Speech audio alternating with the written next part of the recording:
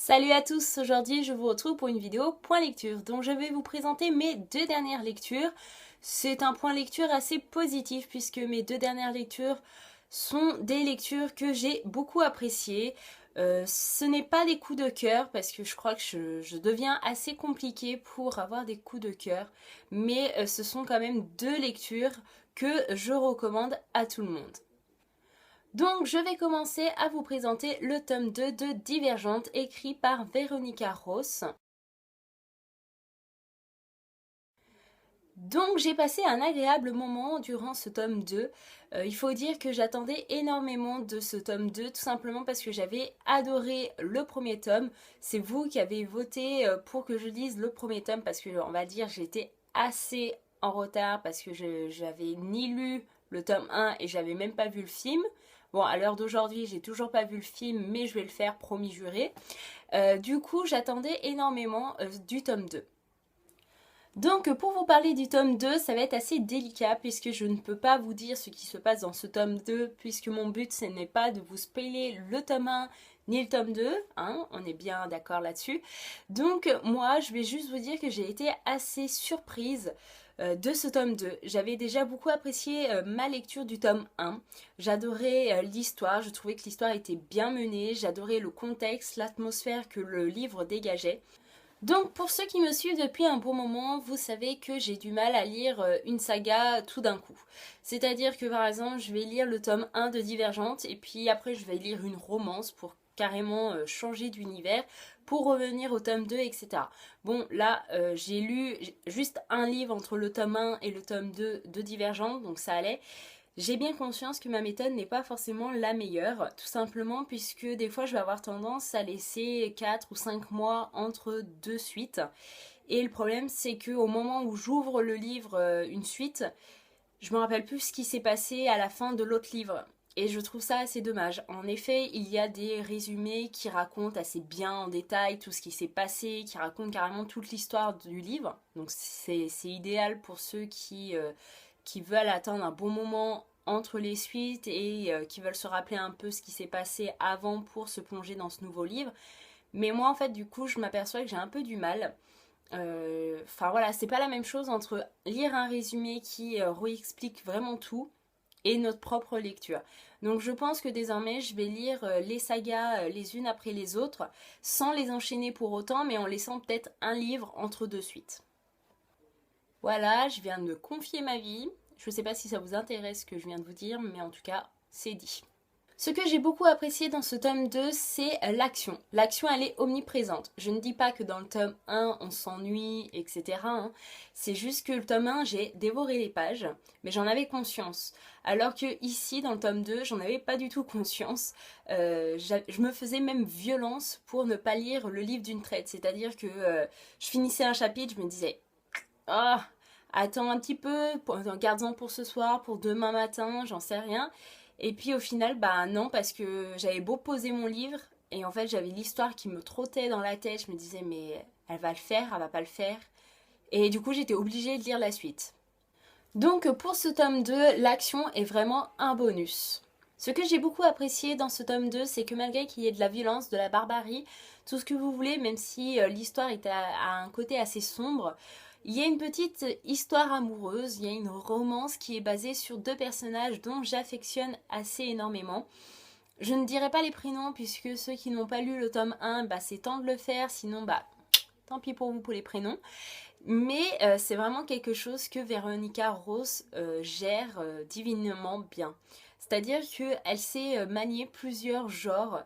C'est-à-dire qu'elle va mélanger la jeunesse, la science-fiction, la romance et faire un truc qui vous épate. C'est-à-dire que, voilà, on se dit, on pourrait croire qu'avec tous ces petites choses et tout, on va être perdu, on va se dire, bon, attends, c'est de la romance qu'elle veut faire, c'est de la science-fiction, c'est quoi qu'elle veut faire.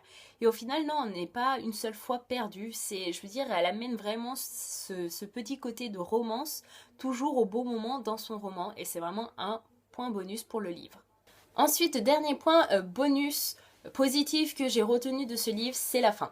L'auteur, elle m'a agréablement surprise et j'ai même envie de dire, c'est quoi cette fin? C'est inhumain de faire ça, c'est même pas une fin, c'est une torture, j'ai envie de dire. on peut pas laisser un lecteur comme ça en suspens. Et encore, moi, je me dis, mais heureusement, j'ai de la chance, j'ai le tome 3 dans ma pile à lire. Donc, je vais pouvoir le lire assez vite pour comprendre un peu la fin du tome 2. Mais ceux qui ont dû attendre, je sais pas, ne serait-ce que plusieurs mois pour lire la suite, mais vous êtes devenus fous, non, là-dedans? Je sais pas, moi, depuis que j'ai refermé ce livre, je me dis, mais c'est pas possible. J'ai fini ma lecture, j'étais, ok, ok, non, c'est pas possible. Donc, ben, j'ai envie de vous dire, je vais lire le tome 3 très vite. Et si vous n'avez pas encore commencé cette saga, n'attendez plus. Franchement, c'est une tuerie et je regrette d'avoir attendu aussi longtemps pour la lire. Et si je vous ai pas encore convaincu à lire la saga Divergente, dernier point, c'est que le tome 2 est adapté au cinéma au mois de mars. Et donc si vous me regardez, je vous interdis d'aller voir le film tant que vous n'avez pas lu le tome 2. Donc attention, je vous surveille, j'ai des caméras de partout. Donc la deuxième lecture que j'ai à vous présenter, il s'agit de Là où j'irai, écrit par Gail Forman. Donc il faut savoir que c'est la suite de Si je reste, écrit par Gail Forman. Donc il faut savoir que j'ai lu le premier livre en été 2014 puisqu'il sortait au cinéma en septembre 2014 et je voulais lire le livre avant d'aller voir le film. Et que vous dire que j'ai été assez déçue de ma lecture. Alors peut-être que j'en attendais trop puisque toutes les blogueuses que je suivais, les booktubeuses, tout ce que vous voulez, en parlaient en bien. Elles disaient même avoir pleuré en refermant le livre et tout. Je me suis dit, waouh, ça va être une lecture assez bouleversante, voilà. Et moi quand j'ai fermé mon livre, je me suis dit, alors Mylène, il y a un problème, tu dois être une sans cœur, quoi. T'as pas versé une seule larme, c'est pas normal. Et c'est vrai que j'étais un peu dégoûtée. J'ai vu ensuite le film, et par contre la mise en scène du film fait qu'on est obligé de soit de pleurer ou de ressentir et d'avoir la gorge là prise, la boule dans la gorge, vous savez hein, de quoi je parle. Et là on se dit, faut pas pleurer, faut pas pleurer, faut pas pleurer, c'est qu'un film. Mais on est obligé. Je veux dire que là, la mise en scène du film fait qu'on est obligé de ressentir quelque chose, on est obligé de s'attacher au personnage. Et j'ai beaucoup apprécié. Donc pour vous raconter assez vite ce qui se passe dans le tome 1 sans vous spoiler non plus, jusque pour vous parler du tome 2 j'ai envie de dire, il s'agit donc de Mia, une jeune adolescente qui va rencontrer son premier amour. Et donc tout est beau, tout est rose jusqu'au jour où une tragédie frappe la famille de Mia, puisqu'ils sont tous victimes d'un accident de la route. Et donc on va suivre Mia tout au long de son coma. Donc dans ce tome 2, nous allons retrouver Mia et Adam 3 ans après cette tragédie et nous allons voir comment ils ont vieilli, comment ils ont grandi, leurs projets professionnels et tout ça. Ce roman, j'ai envie de dire que ce tome 2, je l'ai préféré au premier tome, puisque ici, ce n'est pas l'histoire de Mia, c'est-à-dire que l'histoire n'est pas racontée par Mia, mais elle est racontée par Adam. On va suivre l'évolution d'Adam, comment il a vécu cette tragédie et qu'est-ce qu'il est aujourd'hui. Ensuite, ce que j'ai beaucoup apprécié dans ce tome 2, c'est que l'histoire elle est racontée par Adam, alors que dans le tome 1, elle est racontée par Mia.